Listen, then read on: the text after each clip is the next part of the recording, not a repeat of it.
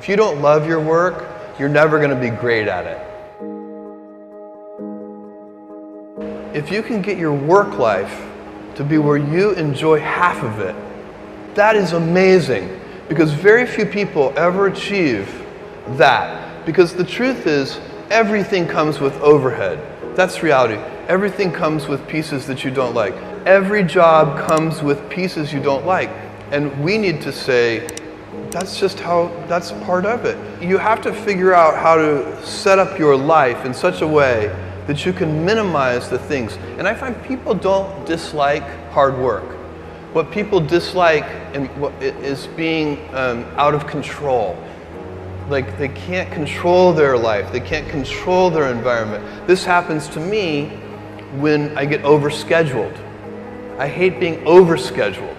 I want some time to be able to think and free myself. We all have the same amount of time in the world. Nobody has more time than anybody else.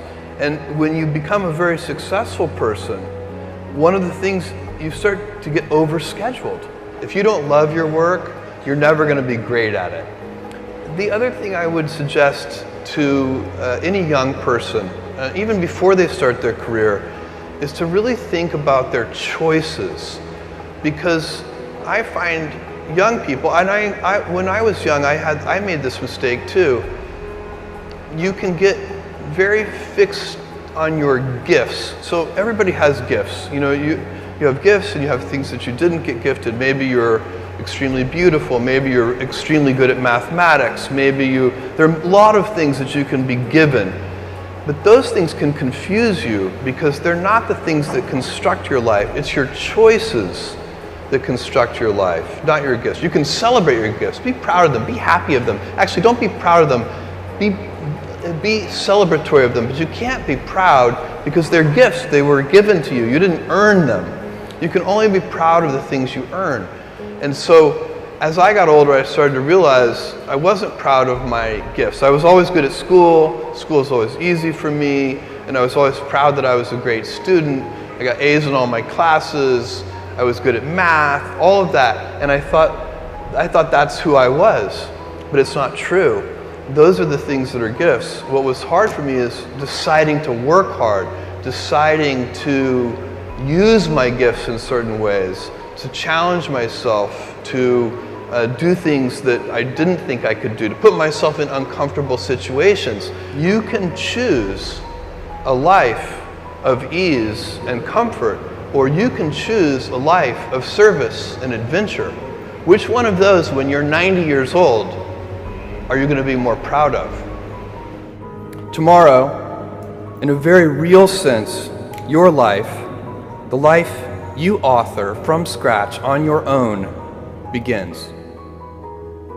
How will you use your gifts? What choices will you make?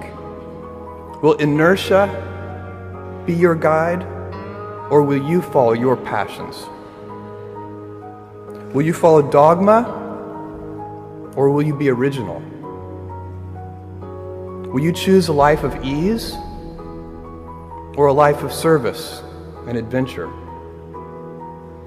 Will you wilt under criticism, or will you follow your convictions? Will you bluff it out when you're wrong, or will you apologize?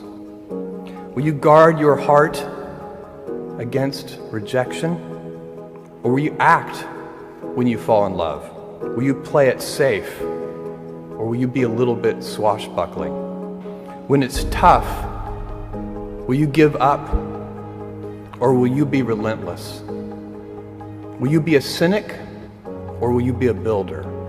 Will you be clever at the expense of others, or will you be kind? Tomorrow, and in a quiet moment of reflection, narrating for only yourself the most personal version of your life story, the telling that will be most compact and meaningful will be the series of choices you have made. In the end, we are our choices. Build yourself a great story.